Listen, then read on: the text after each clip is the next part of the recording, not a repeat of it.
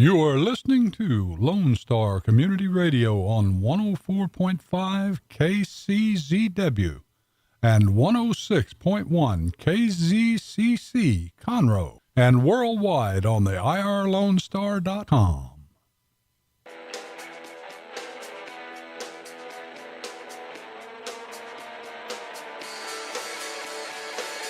Good afternoon and welcome to the Legal Connection with Toni and Cheryl.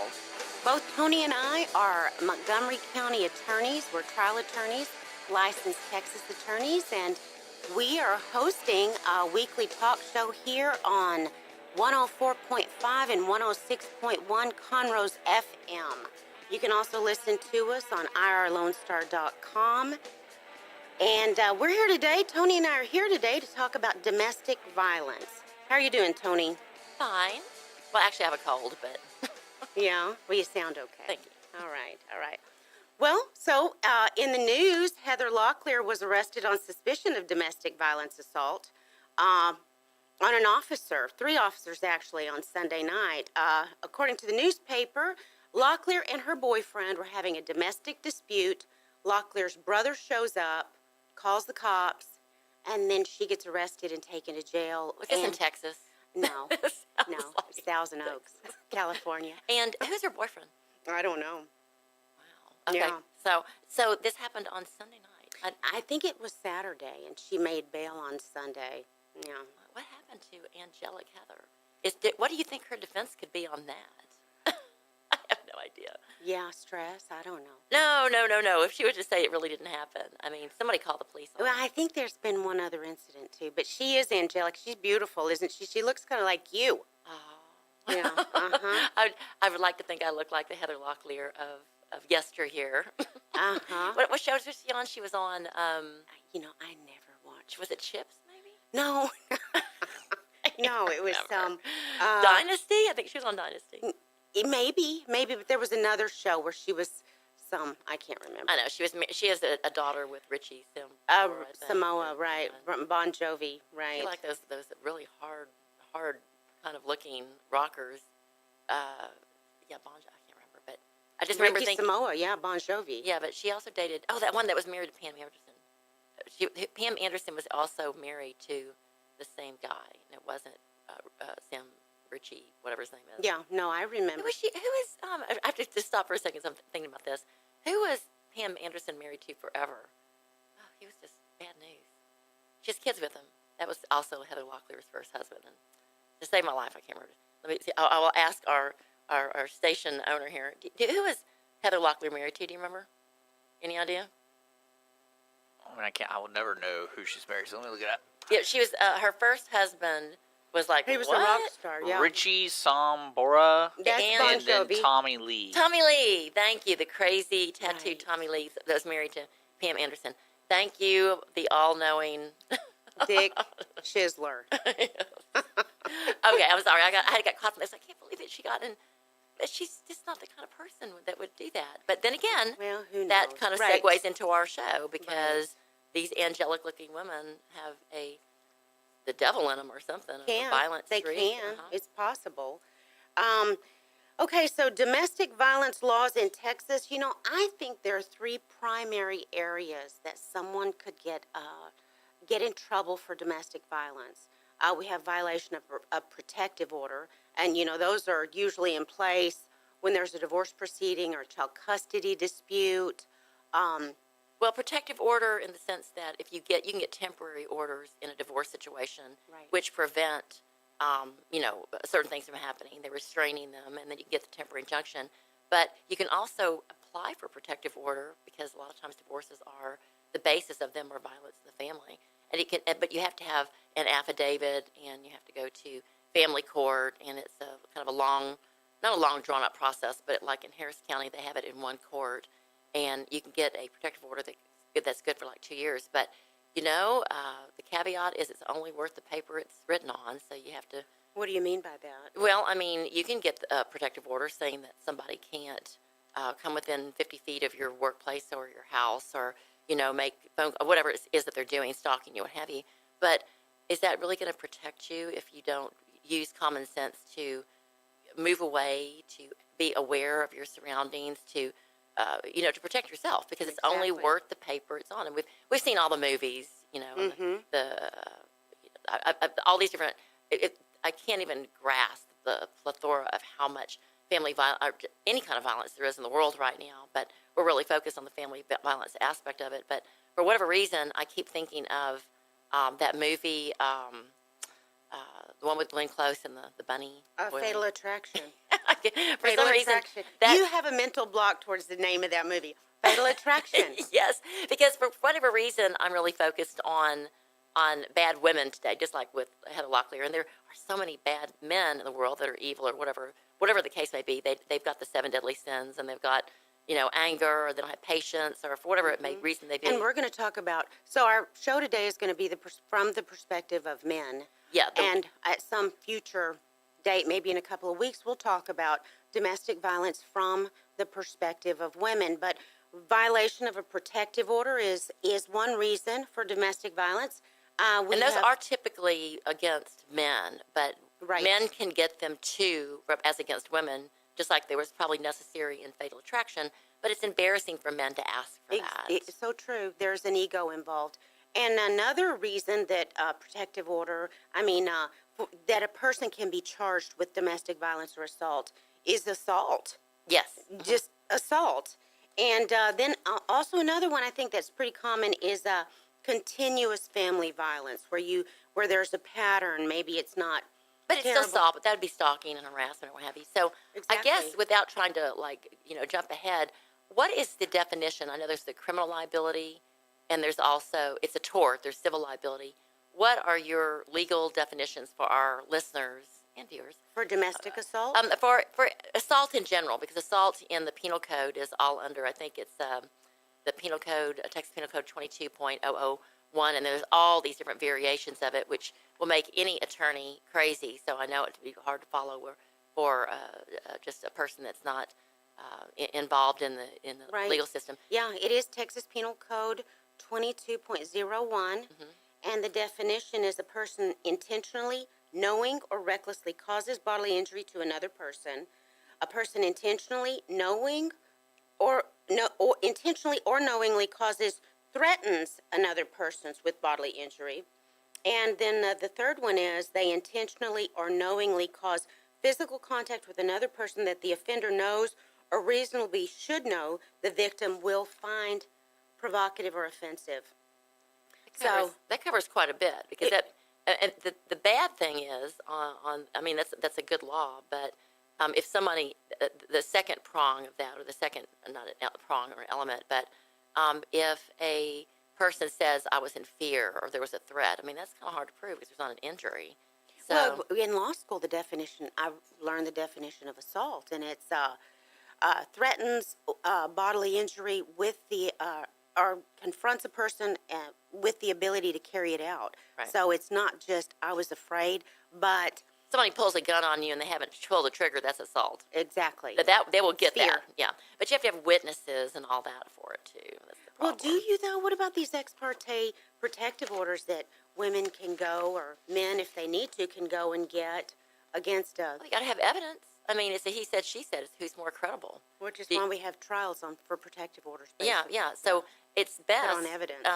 I guess from the man's perspective, particularly the man's perspective, because most people see like the man being the aggressor, because that's just a gender, characteristic. Right. And so if a man says she pulled a gun on me, people are going to be hard put to believe that unless the girl has a history of doing that, or there's something more to it. Because a lot of times these domestic violence situations there's no witnesses to it at all. So what all do you have to prove this? Because, assault is just the first of a series of events, if it happens at all. I don't know. It depends on, all fact situations are different. But it may be that you don't know the person that you're with very well, and when they get more, and I'm still looking at this from the perspective of a man not knowing a woman that he's dating. Okay. Mom warns you about that. Right. And, and women have their Mystique. their mystique and their beauty, and there's all these a gazillion quotes in the Bible. I'm just, without trying to get down to specifics, famous evil women in the Bible, Delilah. I always pronounce it wrong. Salome. Yes, Salome. What about Jezebel? Jezebel. I mean, I didn't even know what a Jezebel was. And it's in the Bible. All my life, I'm like, yeah, she's a Jezebel. And my mom said, my mom would tell me, she's a real person. Don't be a Jezebel. I'm like, right. What is that? What is that, Mom? You know, but Delilah is a great example of a woman who is sort of beautiful and entrances the guy, and he would do anything for her. And so he doesn't see the evil within. And that's what we have a lot here. We have women who, for whatever reason their motivation may be, they're not nice people, and the guy ends up with an assault charge on them.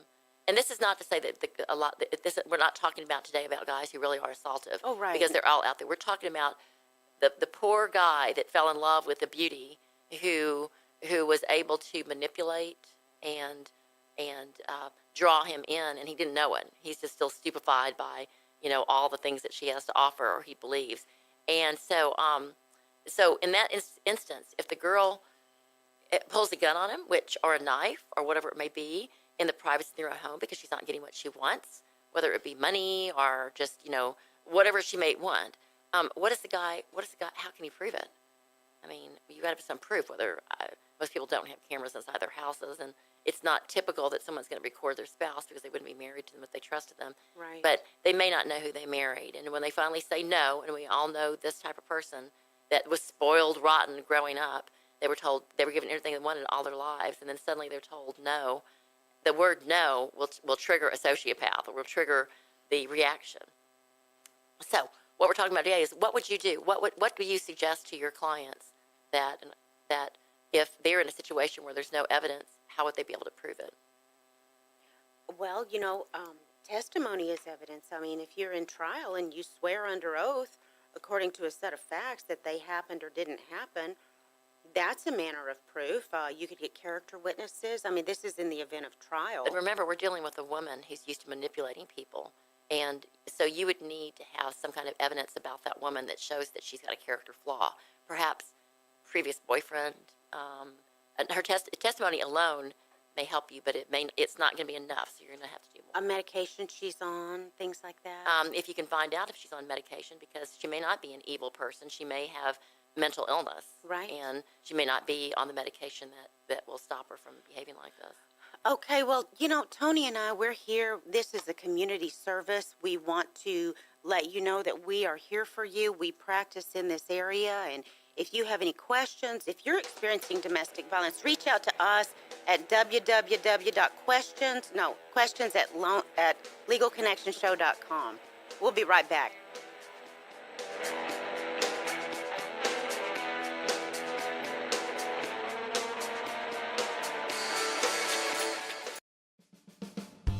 Lone Star Community Radio is Montgomery County's radio station with talk, music, weather, and traffic for Montgomery County. Have a question, comment about one of our shows? Want to know how to reach a host? Just contact the station on irlonestar.com or call in and leave a message at 936-647-3776. Get involved with your community with Lone Star Community Radio. Hey guys, this is Connor. This is Dick. This is Chris. And we're with the Ticket Stub Podcast every Thursday live at noon on 104.5 and 106.1 FM in the Conroe area. Also, anytime at irlonestar.com. You go to irlonestar.com/TTS. You can find all of our social media. And don't forget, we give away 2 tickets to the Grand Theater on every show. If you like movies and you like complaining or celebrating anything that has to do with the silver screen, check out the Ticket Stub Podcast and join us every Thursday at noon o'clock on Lone Star Community Radio.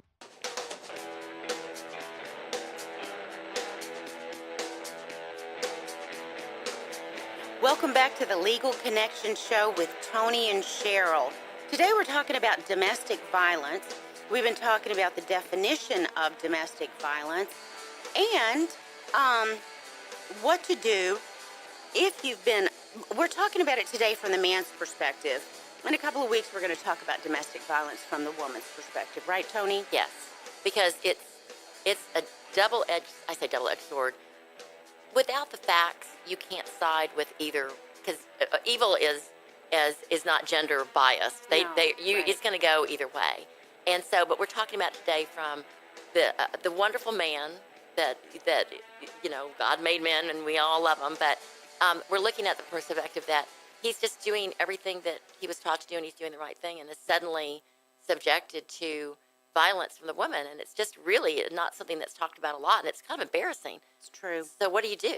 Right. So we're trying to help out that guy that we all know from high school, or maybe our brother or whoever it may be, that's married to a woman that is not who she portrayed herself to be, or is dating that person, and I just have a little example, because this is not something that's new. This goes all the way back to the beginning of time, Right. before, and it says, I guess the topic is, don't run after her beauty, because women are beautiful, like the peacock. I take that back. Peacocks, the male They're peacock. male. They're Yeah. male. The Why is beautiful it ones in are male. animals or male? I they're think more beautiful. God played a joke on us sometimes. Maybe we were confused, because really it's the male that's more handsome. I don't know. I just think, I'm not gay or anything, but I just think women are more, more. Well, they are. Well, they're alluring. At least they're alluring to men anyway. So because there's not like there's usually, not a big market on Mr. America pageants, whereas there is, Miss America. Right. Miss That's Universe, so and true. That's so funny. And I don't know. In skating, some of the men are beautiful, though. I'll give them that. Yeah, I would agree. So anyway, like in Proverbs, it says, Proverbs 6:23-29, for their command is a lamp, and their instruction is a light, and their corrective discipline is the way to life. It will keep you from the immoral woman, from the smooth tongue of a promiscuous woman. Don't lust for her beauty. Don't let her coy glances seduce you, for a prostitute will bring you to poverty, but sleeping with another man's wife will cost you your life. Yeah, Can that's a- different. It's a little bit different. Can a man scoop a flame into his? So that may be the one. Why be captivated, my son, by an immoral woman? Oh, I don't want to say that on the air. Maybe these aren't the ones I'm looking for. All I can tell you is we had talked earlier about I guess the bottom line is a real simple one. Bad company ruins good morals, okay? And so if you get stuck in with a woman and you'll do anything to keep her, and that means you're not going to disclose that she is assaulting you because Right. you're embarrassed about it, you're not helping the situation. She may need some help. Absolutely. And you'd ask in the last section, what would you do if it was just a personal thing, you had no witnesses, and you were actually assaulted by your wife or your girlfriend? And the advice that I would give to anyone who's listening is pay attention. Pay attention, take note, and if something happens that is assaultive in nature, don't let it happen again. Now, we were talking earlier about, and it was about, basically it was fight or flight. It was, do you stick around if you've seen this happen, but you think you're giving it a chance? And it was a scripture, but it was quarrelsome, nagging wife or whatever, and you knew it. Right. It's better to live in the corner of a house with a leaky roof than with a nagging or quarrelsome wife. Yeah. So That's basically Proverbs. that's fight or flight. So I think the first thing that I suggest to my clients is just get away. You can't make someone change, but you do want to help them, particularly if you feel like maybe this is something that's changed, and it's not their natural nature to be harsh or assaultive. It could be that they've got maybe a tumor. There may be a medical issue related to that. Right. And, I want to talk a little bit more about this provocative or offensive contact assault. The terms of assault as provocative or offensive contact, I think that this is a big basket that catches a lot of assault charges. The victim's not necessarily hurt, but they're feeling violated. It's subjective. It's very subjective. And from the standpoint that we're going with today, women use that as a sword. That is my point. And, it could also be inappropriate touching, intentional invading of personal space. As I was preparing for this show, I thought a lot about that and how that is subjective, and it's a gray area. And that's an easy thing to claim. I'm not saying it doesn't happen. I know it happens a lot. But what I also know is that sometimes it doesn't happen, but men are accused of it just because it is so subjective. Well, right now in this climate, with all of the allegations, with the hashtag Me Too, and with the allegations against Trump and all the politicians and what have you, it's a hot button right now. And so women are using that, which it may not have actually happened to them. And I know from just last week, there was the nicest guy in the world. He would not touch, he would never be less than respectful to a woman, but he likes them, and he will from time to time put his hand on their shoulder or whatever. Oh, right. I know what you're talking about. And then the women will turn around and get in his face and make a public, And say that's sexual. What was it? That's I forgot the exact terms, but the way it came about sexual was harassment. that sexual harassment. Get out of here, basically calling somebody to help them and stuff. And that's simply not what happened. But the reaction was exactly like our I'm going to call them the victims, the perpetrators or the victims here. I agree. Where they're saying, this happened to me. It's really bad. Look. And then you're caught off guard. You don't even know what the defense is, because unless you were there to see that nothing really happened, it looks as though the evidence would support by the woman's reaction that something did, when it just didn't. And the problem is that those allegations are believed so quickly. They're so quickly believed that and it ruins reputations, it and it makes does. you wonder. It makes you question the person the guy that did it. It makes you think, well, did I not see that before? And then you realize then you kind of look at the source, and you kind of get a little background, and then you realize that was wrong, and you can't really react. All you can do is just sort of watch, unless there's an actual, Well, front. what would you do in a situation? Say you had a client come in. It was a male, and he has been charged with domestic violence, assault, and there were no witnesses. How would you defend him? What would you do? Well, first, I never believe anybody until I collect a lot of facts. So I do a lot of investigation first, and that means I'm asking questions. And I think just after a while, if you do it enough, and I'm saying this could be at any age, it's just how well you can vet people out, you'll know if they're telling the truth or not. And I've got two examples. I had one guy that called me, and I didn't know him. He was just a referral. And he said, what do I do? My girlfriend, well, now she's my ex-girlfriend, is trying to get a protective order. She's saying these things, and it's just not true. In fact, we were trying to get back together, and we hugged in the parking lot. She said I assaulted her, and maybe we can get the cameras to show that she was the one that came to me. And I went to go apply for a job, and we work in this. We met at work, so it was the same industry. And I went to go drop off my resume, and then she called the police, out of nowhere. Goodness. And I'm like, this is terrible. And so I talked more, and I asked a lot of questions. And the more he talked, the more I stopped believing him. I mean, Really? Yeah. And I started asking him real questions, like more specifics, because that's how you can get to the truth. And asked him, like, well, where are you applying for the job, and what time of day was it, and who was there? So I just started playing out the movie in my head. And I wanted this client. Right. But then it didn't take long for me to realize that nothing he was telling me was true. I mean, it just wasn't. Well, on the reverse He was of a that, stalker. on the reverse of that, if through that vetting, if he was telling the truth, that would show as well, right? But yes. If I ask enough questions, and I'm like, okay, and you kind of get a little history of them. And of course, it's attorney-client privilege, but still, I'm looking to find out if he's lying to me, because I'm not going to represent somebody that just wants me to, come down. If he's guilty, he's guilty. I want him, the world, the community to be protected. This right? girl to not. I'm not going to be representing somebody that's not telling the truth. That's just all there is to it. And I'm gonna vet them out for this. Now, in the instance where the guy comes to me and tells me I've been falsely charged, here's this, I'm instinctively going to believe that the police had reason to charge him.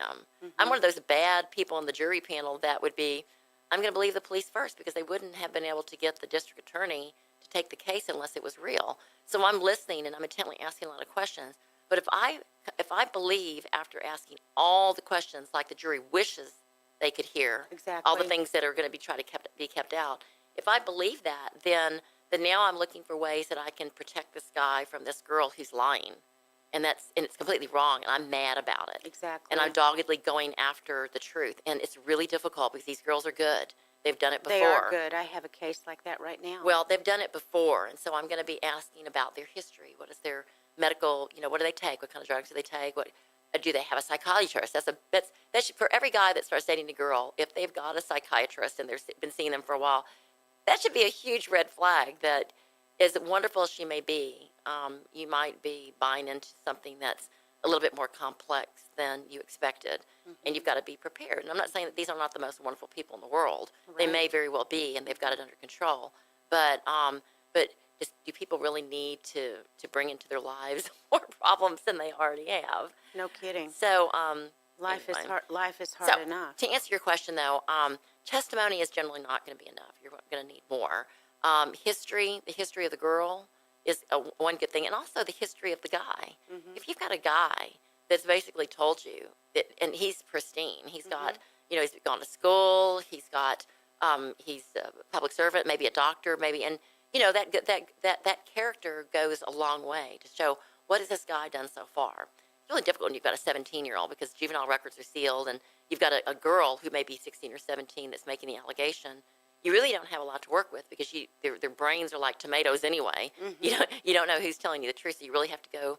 You have to sort of interview to the extent you can their families, and then look at what they've done so far with their lives. Girls that are 17 have done quite a bit.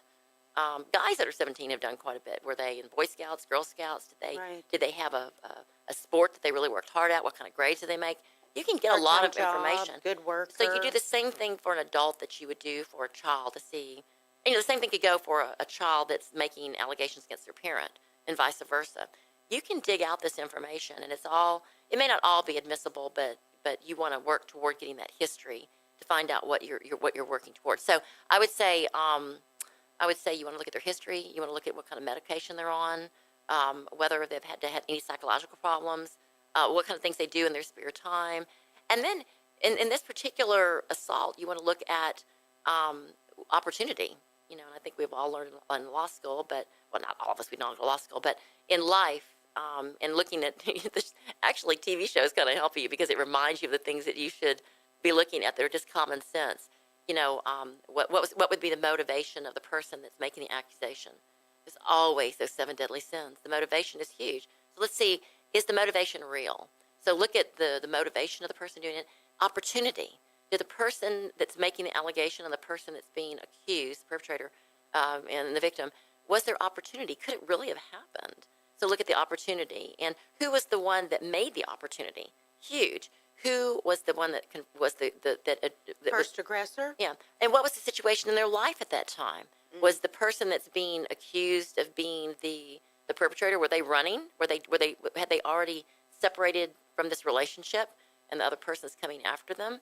So we're looking at motivation, opportunity, just the things that any 6-year-old, tell your mom, by the way, I was bullied in the playground. You've got to look at could this really have happened? Look at the injury. Look at what did they tell you? It was what they're saying happened. Does it make sense with regard to what the injuries are? If it was just a threat, you may not have any physical injuries, but then you have to go to the psychological. Has this happened before? And if it's happened before, it kind of goes toward what would you do to protect yourself if you stay with this person. If it's happened before, one time I think fool me once, shame on you. Fool me once, shame on you. Fool me twice, shame on me. Right. Absolutely. Well, this is great. Toni Lynn Collins and Cheryl Rajahani, we're here. We're 2 licensed attorneys in Texas. We practice in Montgomery and Harris County, but we practice really all throughout Texas. We are here today talking about domestic violence. You can catch us every Tuesday on 104.5 or 106.1 from 12 to 1. We'll be right back after the break.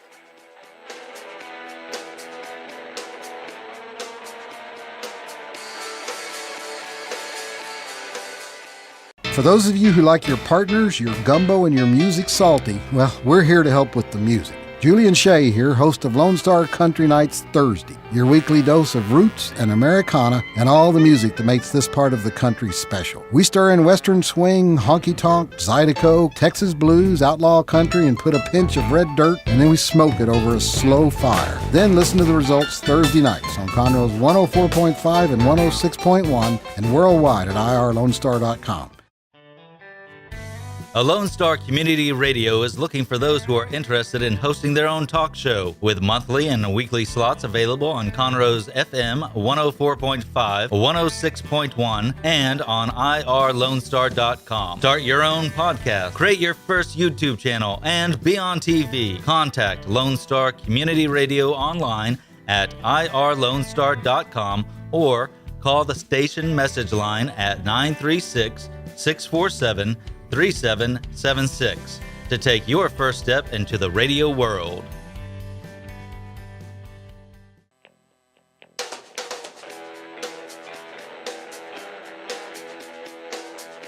Welcome back to the Legal Connection with Toni and Cheryl.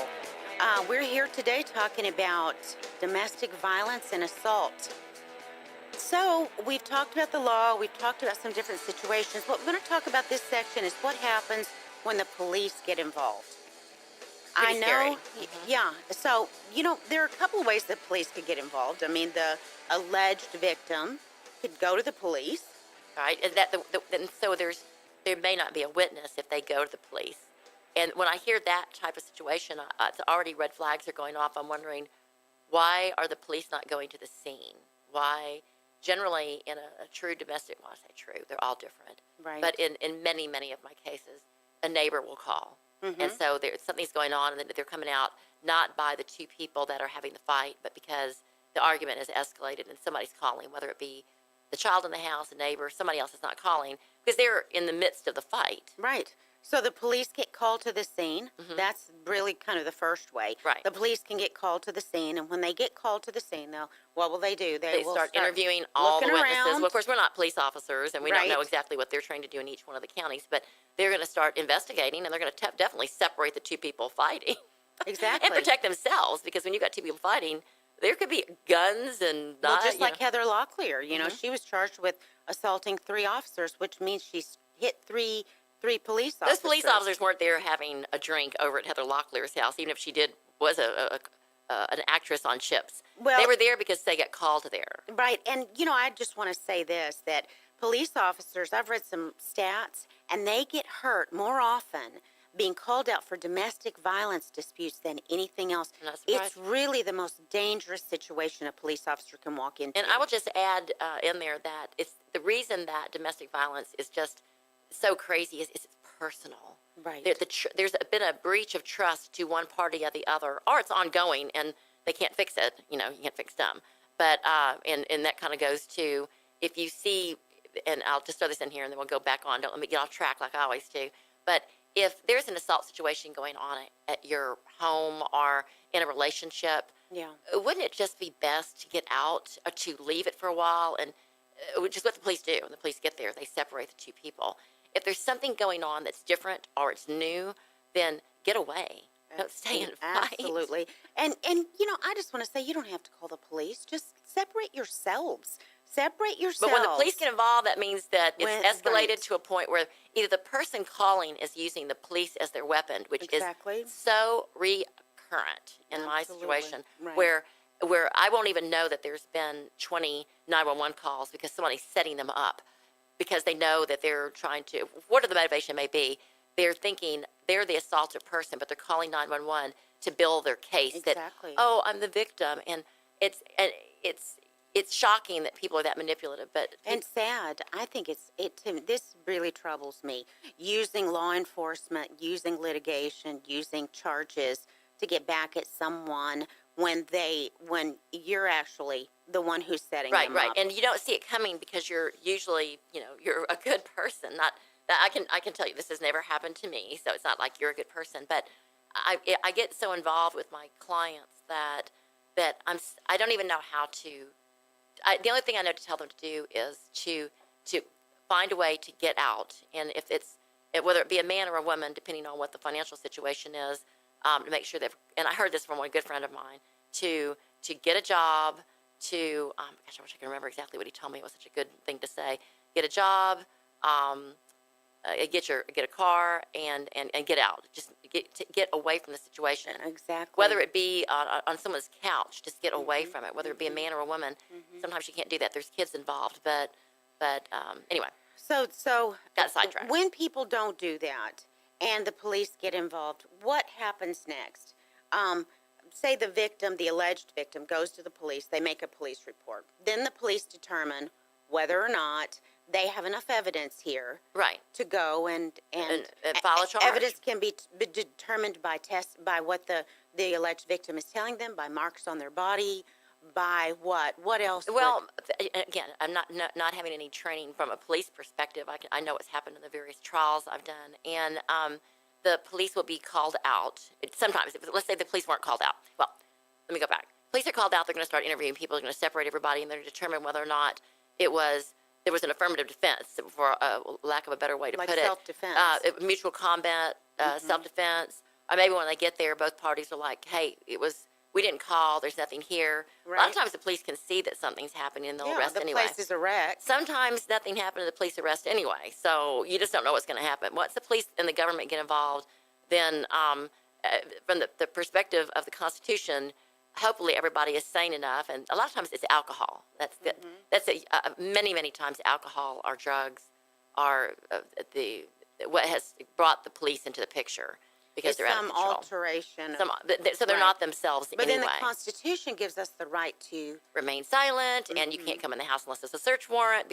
I'm kind of deviating from what the topic is just a little bit, but I've had a number of cases where the police have been called out for a noise violation, and then the police, I don't know why, they're going to make it into a domestic violence situation, and they're interrogating the man and the woman as though there was a fight, and there was never a fight at all. And then the police are trying to get in the house without a search warrant.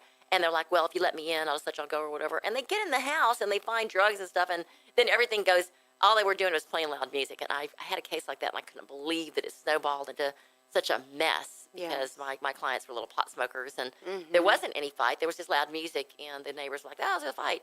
So you got to be real careful about what you tell the police, too, because it can snowball completely out of control. And it wasn't even a domestic violence situation. And now you're stuck with a bond, attorney's fees, and trying to get out of jail. And it's just a crazy thing. So, but let's go back to the Trying to get out of jail. And somebody that's vindictively calling the police and setting up the unknowing boyfriend or spouse for a fall. Okay, but let me finish that.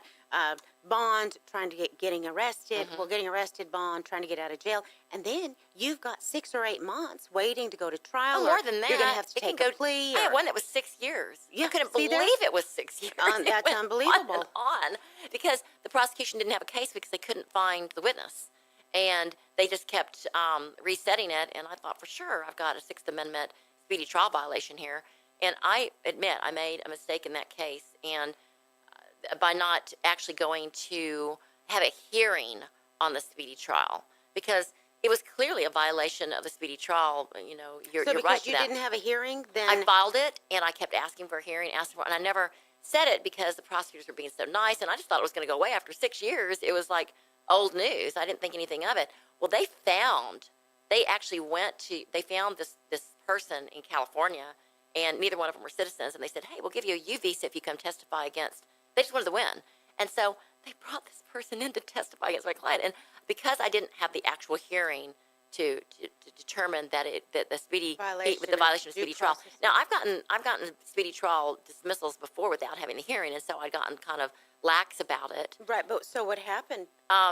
They had the speedy trial, and I've only had 3 losses in my career, and we actually lost that case, and because I didn't get the speedy. They said speedy trial violation. No, we're not going with that. Because you didn't object. Because I did not have a hearing. I did Wow. object, but I didn't have the hearing, and I filed it, and they knew it. And it was a really, really difficult case to win because I had some previous convictions, but it wasn't related to Your client had. yeah, previous it wasn't conviction. related to assault. It was just alcohol. I didn't blame him either. I'd be alcoholic too if I had this kind of vindictive people that were making false charges against me, and it was actually not that way at all. But so I forgot where we were going with Well, it. Like I always do. we're going to penalties. So they what do they get? They get restitution. They can get deferred. Well, I think what we were adjudication. talking about, what happens when you get arrested. So the police come out, and they're going to arrest you. In fact, well, I wanted to read these 10 steps to how to get it dismissed if it didn't happen, because we're looking at do it. that before we go to break, because that's going to be important. Very to important our- because we're really this show is focused on a guy that's been falsely accused Exactly. by a vindictive girl who, for whatever reason, didn't get her way because she was told no for the first time, or maybe she's just soured on the relationship. She's found a richer guy, because girls do that. We know it. We're girls. I didn't ever do that. You didn't do that. I'm perfectly happy. But I've seen it in my cases so many times that I'm stunned. Well, so what can they do? Okay. What can a guy do? 10 steps on how to get your domestic violence case dismissed. Okay? Okay. First, Preserve the evidence that proves she did not commit the assault. Okay. Preserve the evidence. Go to the doctor if they're accusing, if there was a fight and she's saying that it was a knockdown, drag-out fight, go to the doctor and get proof from a third party that there are no injuries that support what she said, okay? Make sure that if anybody saw it, there was witnesses in the house, make sure you get them on record right there in front of the police that this didn't happen. Okay. Preserve the evidence. That's all you've got to prove that you didn't do it, Right. okay? And that would be witness statements. Was the alleged victim drinking? Try to get the police to show that she was drinking. Pictures. Take pictures of the evidence scene to show that what they said happened did not happen. Text messages. Do not delete what's on your phone and immediately get text messages. What about step 2? What should we do after that? After we preserve the evidence? Well, the other thing is social media, because with social media, right, you'll see that if they really people tell their lives on social media. and if they're not saying, "Oh, I got hurt," and all of a sudden they're happy and gleeful, exactly, they're going to delete their Facebook account or their Twitter or whatever it is. So quickly preserve your evidence, guys. I had a case where I got on the woman's Facebook page and saw that the night supposedly she had been seriously injured, she was posting, "Haha, got you back." Yeah. Yes. And that was admissible in court. Yes, it is. I loved It's a public it. record. Yes, exactly. I've gotten so many Facebook posts in, and it's easy. Well, Toni and I are here Tuesdays from 12 to 1 on 104.5 or 106.1 Conroe's FM, and we want to help you. We want to reach out. If you or someone that you know or love is having some domestic violence issues, problems, allegations, lawsuits, give us a call, or you can telephone us at 281-529-5862. You can email us at questions@legalconnectionshow.com. And also, I want to tell our listeners that tomorrow, every Wednesday following the show, in the morning, they can go to irlonestar.com and download our podcast and listen to it on Google Play or iTunes. So that's, for younger people. Maybe we can help them. So this is for that guy that's been accused of assault. He needs to download this so he can see what he needs to do if he didn't do it. Well, he did do it. All right, we'll be right back after the break.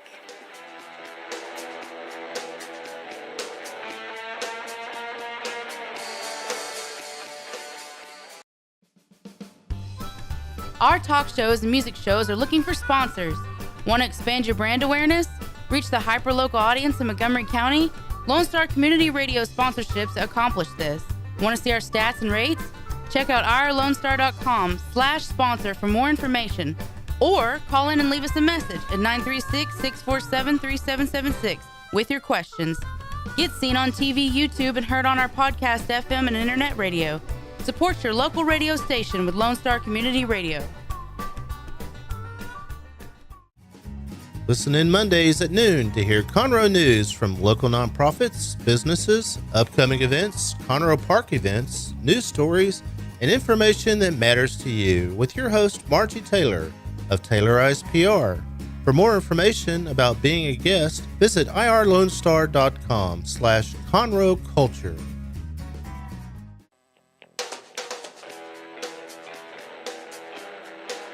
Welcome back to the Legal Connection with Toni and Cheryl. Today we are talking about domestic violence and assault, and we're talking about it from the perspective of the man, the one that is likely charged or likely been accused of domestic violence. But falsely accused. We're not talking about the man who's a beater and is horrible, because we don't want to let those people off. No. When I get cases like that and I vetted them and I learned that they're not telling me the truth, I won't even in no way do I represent them. I'm like, you need to do a deal, and I'm going to drop them the case. Right. And I won't take I will give their money back. I'm not going to represent somebody that is, assaultive, and that's how they handle their problems. All right. So, that being said, we're going back to step 2 of 10 steps on what you do when you've been falsely accused of assault by who is now Glenn Close burning bunnies and telling everybody that you're assaulting her. All right. And I don't know what happened in that movie. It's been a long time since I've seen, what's the name of that movie? A Fatal Attraction. I can't remember the name of the movie. Okay. You need to spend the money and hire a good lawyer. And I'm not talking about just trying to make money myself. But that's not the case. Because no, you really do. Having a home-based lawyer will help you in the following ways. That lawyer will know the particular preferences of the judge and how that judge runs his jury trials and his pretrials. He'll know the climate of the area. That judge will know the reputation of the prosecutors who he's negotiating with, whether they're corrupt or whether they're good. You just need that. And without with some local experience, you need an attorney. You need somebody with that's local experience. So don't be calling your the best racehorse Haynes that's across the state. No, they may be good, but they won't know that area. They won't know the jury pool. They won't know the lawyer that's closer to the courthouse will not have to charge as much money as the person that's far away. So you're economically, for all the different reasons, just get a lawyer that works in that area that's done a lot of cases, and you can check it out on the bar site. You can check it out on the local county clerk sites to see if that lawyer really and what their success rate is. Okay. So right. you want to check just don't hire anybody. You want to go check them out like a car mechanic. You're not going to take it to somebody that's got bad ratings with a BBB or whatever. All right. So and I could go on and on about that, but that's really, really important. Okay. All right. Do not. Oh, by the way, do not go with an appointed lawyer. I'm not saying that they're not all good or bad or anything, but if the case is a misdemeanor, because the misdemeanor lawyers are paid low amounts of money in the various counties, the court appointed simply cannot afford to do as good a job as somebody that's really going to. They're not paid enough to do the work that you need if you've got a serious case. And family assault, even a misdemeanor on your record, it will take away your firearms. We'll get into the punishment part later. It's terrible. But you have got to fight this like the dog. If you're accused of hurting a woman, your reputation, and you can see it right now in all the politics. Yeah. They're having to withdraw. I mean, they're having to quit, they're having to quit because they're losing all their constituents because they're falsely accused, or maybe not. A lot of them, like that guy up there in Wisconsin, the crazy one that used to be on Saturday Night Live. Al Franken. Yeah, there are pictures of him being a crazy man, and he probably is assaultive, and so I would not want to represent him. But some of these guys are not; they're falsely accused. And again, if you don't have a lot of money for it, go get a good attorney. They don't cost a lot. If you just look at the maybe they'll give you a price discount because they'll feel bad that you were manipulated, like many men are, and they've been there, done that, and they'll help you. Okay, step 3, on getting the assault charge dismissed, pay to bond out and maintain all conditions of your bond.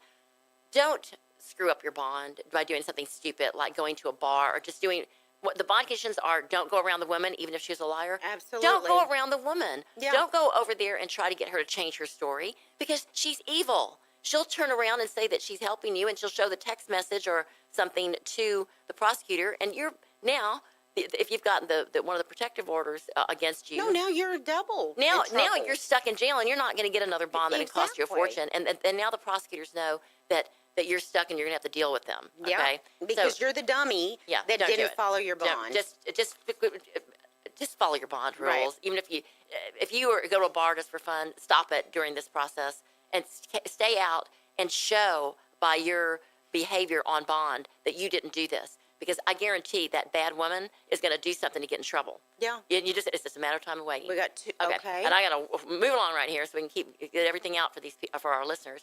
Dress in business formal attire for all court settings. Absolutely. The jury, everyone's looking at what you are wearing. Everybody in that courtmaroom, and they have a lot of the bonds person, the probation officer, the judge, the bailiff. Care. They're watching you, and they're making decisions on. They're making their own decisions on your character. On your character, and that's going to go towards some decisions the judge makes. It's not what the jury's going to be deciding. So true. How to get out of assault, how to get dismissed. Have a long in-person meeting with your lawyer. You tell the truth to your lawyer. Everything. It's confidential. Right. They need to know everything because there may be something that you don't tell them. They're going to find out that just by you talking about their life and stuff. That's why you want to hire a good attorney that will listen to you for whatever it costs. If that attorney does not know your life, they can't help you. They're not going to find that one thing that you've forgotten. And I have a couple more here. Oh, if the alleged victim is willing to have him or her sign an affidavit. Okay. All right, Toni. Well, so we just want to reiterate again that we're here for you guys. Let me just ask you one question, Toni. If you call the police for domestic violence dispute, questions from listeners, and no one didn't want to press charges, what's going to happen if there was no arrest? Well, they can come back later. The police get the prosecution. No, and this happens a lot, and we know this through like the Warren Moon when his wife accused him of assault. Women use the phone as their protection and their weapon. And a lot of times, so true. A lot of times it is necessary, and they should be calling the police without question. But sometimes I'm going to call the police if you don't give me what I want, and you watch this, and then they make marks on themselves, and they're evil. I'm telling you, we all know people like this. If that happens, and let's say they've come around and they realize the man is the breadwinner, and this happens even when the man is assaultive, and they want to get the case dismissed, they can file. They can. We want to thank you for listening. They can file An affidavit of non-prosecution, but if you get that done, do not do it personally. You go and have somebody talking for them. If your bond says don't talk, Tuesdays, 12 don't do to it. 1 p.m., irlonestar.com. You can download our podcast tomorrow. Tune in next week. And we'll with have the rest Toni of and these Cheryl. steps on that. That's right. We'll get it. Have a good week, guys.